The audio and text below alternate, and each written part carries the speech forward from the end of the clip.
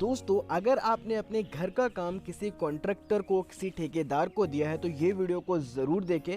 इस वीडियो को देखने के बाद कोई भी कॉन्ट्रैक्टर, कोई भी ठेकेदार आपको चूना नहीं लगाएगा, आपका नुकसान नहीं कराएगा, या फिर सीधे सीधे मैं ये कहूँ कि आपको बेवकूफ़ नहीं बनाने वाला है। So hey guys, welcome back to our own YouTube channel civil technical. दोस्तों, घर निर्माण का काम या किसी भी कंस्ट्रक्शन वर्क का काम इस तरीके से किया जाता है कि हमें इसे बार बार कराने की ज़रूरत ना पड़े।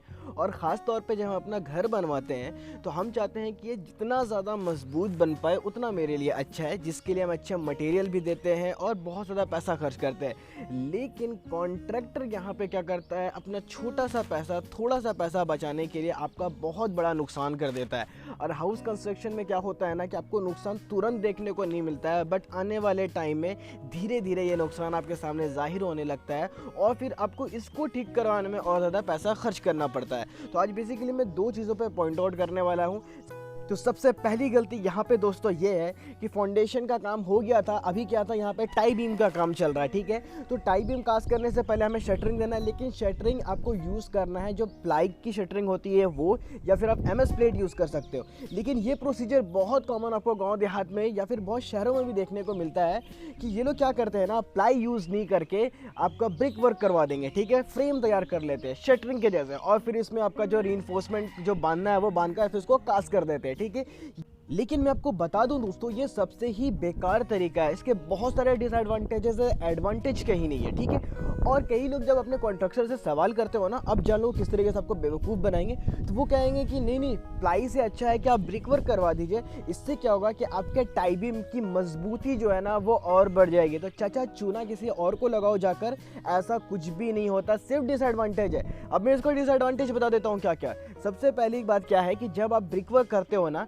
तो फिर इस ब्रिक को खोला नहीं जाता है। ठीक है, तो जब आप इसको कास्ट करोगे और कास्ट करने के बाद अगर इस ब्रिक को हटा दिया जाए तो आपको देखने को मिलेगा कि सरफेस बिल्कुल ही स्मूथ नहीं है और कई जगहों पे हनीकॉम्ब देखने को मिल जाता है। वहीं मैं अगर बताऊं कि अगर आप प्लाई से कास्ट करते हो और सही तरीके से वाइब्रेटिंग मशीन चलाते हो तो आपको हनीकॉम्ब देखने को नहीं मिलता है। और आपको मालूम होगा कि स्ट्रक्चर में जितना ज़्यादा हनीकॉम्ब होता है, स्ट्रक्चर की स्ट्रेंथ उतनी ज़्यादा कम होती है, वो उतना कम ड्यूरेबल होता है। पहला गलती हो गया। दूसरा मैं बताता हूँ कि इसका डिसएडवांटेज क्या है। दूसरा ये है दोस्तों कि ये ब्रिक जनरली खोला नहीं जाता कास्ट होने के बाद। ठीक है, ब्रिक क्या होता है ना, वो आपके कंक्रीट के साथ चिपक जाता है और उसी तरीके से इसको बैकफिल कर दिया जाता है अगर नेसेसरी है तो। ठीक है, तो जब बैकफिल हो जाएगा और बैकफिल करने से पहले जब आप क्यूरिंग करोगे तो जिस साइड पे ब्रिक आपका चिपका हुआ है उधर क्यूरिंग हो ही नहीं पाता है। आपको कॉन्ट्रैक्टर बोलेगा कि नहीं इतना ज़्यादा भिंगा देंगे कि हो जाएगा, नहीं भाई, नहीं होता है। ठीक है, सबसे पहली बात कि जब भी आप क्यूरिंग करोगे ना तो आपका जो पानी है वो तो ब्रिक ही सोख लेगा, तो क्यूरिंग कहाँ से होगा। और अगर आप क्यूरिंग सही तरीके से नहीं करते हो तो हाइड्रेशन प्रोसेस नहीं होगा, और हाइड्रेशन प्रोसेस नहीं होगा तो आपके कॉन्क्रीट को जो स्ट्रेंथ गेन करने के लिए जो मॉइस्चर चाहिए वो नहीं मिलेगा, और आपका जो कॉन्क्रीट है ना वो उतना स्ट्रेंथ नहीं गेन कर पाएगा जितना उसको गेन करना चाहिए। दूसरी चीज़ क्या है कि जब आप कास्ट भी करते हो ना उस टाइम भी आपका जो कंक्रीट है वो कमज़ोर हो जाता है। इसलिए कमज़ोर हो जाता है कि जब आप कास्ट करोगे जो उसमें सेलेरी मौजूद होता है उसको भी क्या करता है, ब्रिक तुरंत ऑब्जॉर्व कर लेता है, जिससे हीट ऑफ, वही जो मैंने आपको प्रोसेस बताया कि हाइड्रेशन प्रोसेस स्लो हो जाता है। ठीक है, इनिशियल लेवल पे बहुत जगह पे आपको क्रैक भी देखने को मिलेगा। कास्ट करने के 15 मिनट, 20 मिनट, 30 मिनट के बाद हल्का हल्का हेयर क्रैक्स भी आपको देखने को मिलते हैं। रीज़न यही होता है। उसके बाद फाइनली क्या है कि आपने ईटा तो आपका कॉन्ट्रैक्टर ईटा तो लेकर आएगा नहीं, एक तो आपको स्टैंड भी नहीं मिला, उसके बाद ईटा का वेस्टेज भी हो गया, क्योंकि ईटा तो फिर आपको निकाल के वो देगा नहीं, ईटा के साथ बैकफिल कर देना है उसको। तो क्या हुआ, ईटा भी नहीं मिला, मतलब 3 डिसएडवांटेज और उसके बाद एक नुकसान। इसी तरीके का सेम काम दोस्तों आपके पेडेस्टल में भी किया जाता है। अभी मैं थोड़ा पेडेस्टल के बारे में दिखा देता हूँ।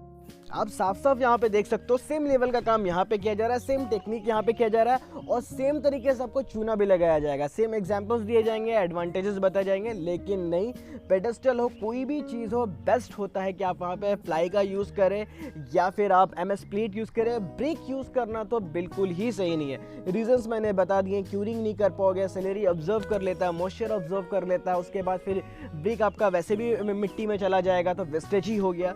तो पेडेस्टल हो या फिर आपका कोई भी अदर मटेरियल हो, कॉलम है, आपको इस तरीके से बिल्कुल कास्ट नहीं करना, परफेक्ट तरीके से आपको शटरिंग देना है। ठीक है, अभी मैं बता दूं कॉन्ट्रैक्टर ऐसा क्यों करता है। ठीक है, कॉन्ट्रैक्टर को मालूम होता है, ऐसा नहीं कि उसको नहीं मालूम है, उसको मालूम है, लेकिन वो इसलिए करता है ना क्योंकि उसको वहाँ पे शटरिंग प्लाई लेकर आना होगा, काटना होगा, लगाना होगा, लेबर इंगेज करना होगा, फिर उसको साहुल में लाना है, देखना है कि वो वर्टिकली स्ट्रेट है कि नहीं, बहुत ज़्यादा लफड़ा हो जाता है। ठीक है, सबसे इंपॉर्टेंट बात है वो प्लाई यूज़ नहीं करना चाहता है, क्योंकि जितना कम यूज़ करेगा वो उतना ज़्यादा आगे चलकर यूज़ कर सकता है। कम यूज़ हुआ भाई तो आगे उसका और बढ़ जाएगा। ठीक है, तो बस वो उस चीज़ से बचने के लिए ये काम कर देता है भाई, मटेरियल भी आपका, नुकसान भी आपका। ठीक है, मैं बच जाऊँ, मैं पैसे कमा लूँ। तो आपको ये चीज़ चेक करना है दोस्तों, घर का काम हो, कहीं और का काम हो, बिल्डिंग कंस्ट्रक्शन हो, इस तरह का काम हो रहा है तो being as a civil engineer ये तो आपकी जिम्मेदारी बन जाती है कि आप इस तरीके से काम होने ना दो।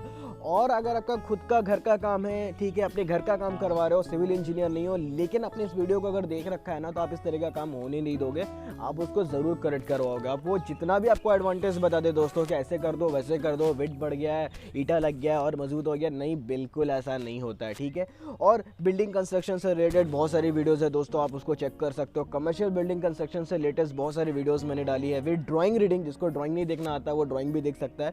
तो बहुत सारी वीडियोस पड़ी हुई है दोस्तों, फ्री में है, आप जाके उसको देख सकते हो और अपने नॉलेज को, अपने प्रैक्टिकल स्किल को इन्हांस कर सकते हो। अदरवाइज दोस्तों अगर इस टॉपिक से, इस कंटेंट से रिलेटेड कोई डाउट है तो प्लीज़ मुझे कमेंट करके बताओ। अदरवाइज अगर वीडियो चलेगा तो प्लीज़ वीडियो को लाइक करो, चैनल को सब्सक्राइब करो और फिर दोस्तों के साथ शेयर करो। Thank you.